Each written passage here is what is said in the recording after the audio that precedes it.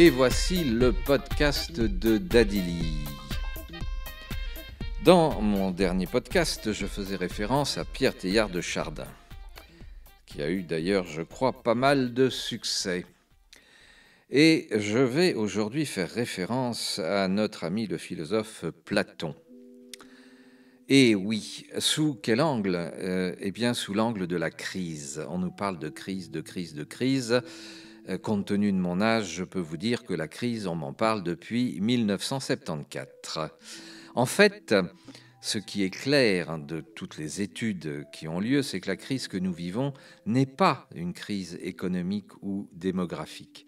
La crise économique dont on nous parle, en fait, est la conséquence d'une crise beaucoup plus profonde, qui est une crise philosophique et une crise de sens. En effet, certains prétendent que nous sommes dans une crise démographique et sociologique. Pour autant, en fait, nous sommes bien plus impactés par des éléments culturels que par des éléments migratoires physiques. Je vais prendre un exemple tout simple.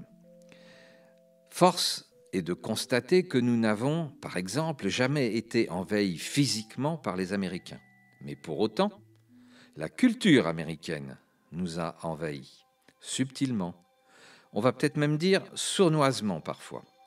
Et nous avons vécu ces 80 dernières années une invasion culturelle. Et on va voir effectivement que l'invasion culturelle est beaucoup plus forte, avec des conséquences beaucoup plus importantes que l'invasion migratoire. En clair, nous sommes donc beaucoup plus impactés par la culture colportée par des diasporas financières de pays qui imposent leur puissance par leur culture beaucoup plus que par la présence de flux migratoires. Certes, les migrations arrivent sur des territoires aux cultures et aux valeurs différentes. Et ces migrations n'hésitent pas à revendiquer, voire à imposer leur culture d'origine, ce qui fait évidemment un choc culturel qui n'est pas accepté. Au plus profond de nous-mêmes, nous avons nos racines, nous avons nos origines, et c'est très très difficile. Alors évidemment, les techniques manipulatoires nous font croire qu'il faut que nous soyons ouverts, généreux, empathiques, et nous devons accepter, nous devons nous adapter à ces cultures qui ne sont pas celles de nos origines.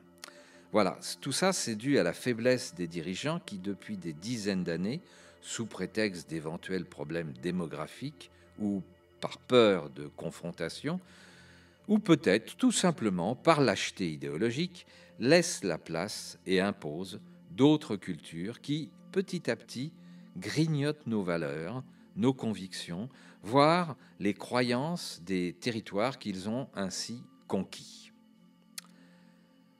C'est peut-être un peu dur ce que je dis, mais ça ne veut pas dire que nous devons être anti-immigrationnistes.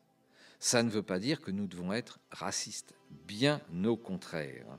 Parce que ces cultures qui viennent, qui nous croisent, que nous brassons, sont un enrichissement.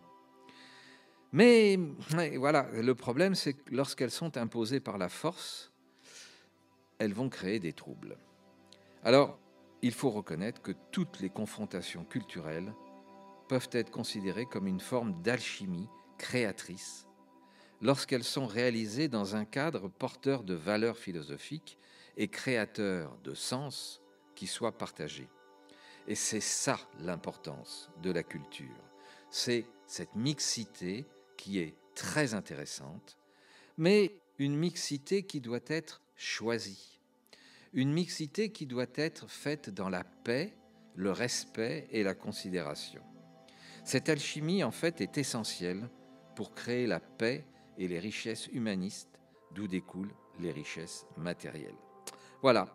Malheureusement, les dimensions philosophiques créatrices de sens, les valeurs spirituelles, sont bien souvent interdites, annulées, effacées. Qu'est-ce qu'il nous reste ? Il nous reste ce que l'on nous rabâche à longueur d'année, c'est-à-dire les valeurs économiques et autres prétextes démagogiques, parce qu'il n'y a aucune stratégie en la matière, des prétextes pseudo-humanistes exploités avec facilité. Et pourquoi ils sont exploités avec facilité ? Parce que nous vivons dans un monde où l'inculture des populations ne sont que des sources de division, d'opposition et de combat. Et de ce fait, nos cultures occidentales deviennent de plus en plus faibles. L'appauvrissement philosophique et spirituel des peuples laisse une place immense au vide de soi, à la perte de sens et à la perte de valeur. Nous en arrivons alors à rejoindre le raisonnement de Platon qui soutient que tout homme est, pour tout homme, un ennemi et est en même temps un ennemi pour lui-même. Et il assure dans ses réflexions, ses cogitations, que le rôle de la politique consiste, selon lui, à créer l'unité et à assurer l'harmonie dans la cité, à travers notamment la vertu et l'éducation. Et je crois qu'il est important de se poser la question du rôle des politiques aujourd'hui. Est-ce qu'ils assurent l'harmonie dans la cité? Et est-ce qu'ils assurent justement ce brassage des cultures et non d'imposer des immigrations qui ne sont pas réfléchies ni préparées? Car en fait, la douleur pour ceux qui arrivent sur les différents territoires est aussi importante et se transforme parfois en colère et en rage et en vengeance que pour les peuples qui habitent ces territoires. Et autre question qu'on doit se poser aussi, où sont vraiment les vertus de l'éducation? Où en est l'éducation aujourd'hui? L'ensemble de ces deux réflexions de Platon nous amène à considérer qu'un peuple uni, intelligent, éveillé, qui est fier de ses valeurs et qui vit et défend ses valeurs, fait exister une civilisation, un mode civilisationnel. À force, évidemment, de subir des injonctions fausses par des gens qui n'ont pas étudié le problème et qui n'ont pas réfléchi au problème, comme je l'exprimais dans mon post précédent, qui reprenait les réflexions de Pierre Teilhard de Chardin, ne sommes-nous pas entrés dans une période de quasi-religion qui prêche en fait une forme d'obscurantisme? Bref, alors, que devient notre civilisation? On doit se poser des questions. Est-ce qu'elle va disparaître du fait de l'immigration, tel qu'on voudrait nous le faire croire, ou bien va-t-elle disparaître du fait de notre laxisme culturel, de notre perte de sens et de valeur? Et c'est là la question. Car en fait, qui est responsable de ce laxisme, de cette perte de sens et de valeur? Et je crois que, certes, les politiques ont une grosse responsabilité, mais nous sommes tous responsables de cette perte de sens et de cette perte de valeur. Ne sommes-nous pas responsables de notre avachissement intellectuel et de notre incapacité à détecter les manipulations et les mensonges? Évidemment, peut-être que tout simplement, tout le monde s'en fout littéralement. Est-ce que c'est de la prétention? Est-ce que c'est du dédain, du déni, de la stupidité? Je vous laisse le soin d'y réfléchir. Mais quand on ne défend plus ses valeurs et quand on ne défend plus sa philosophie, évidemment, on laisse la place à d'autres choses, car la nature a horreur du vide.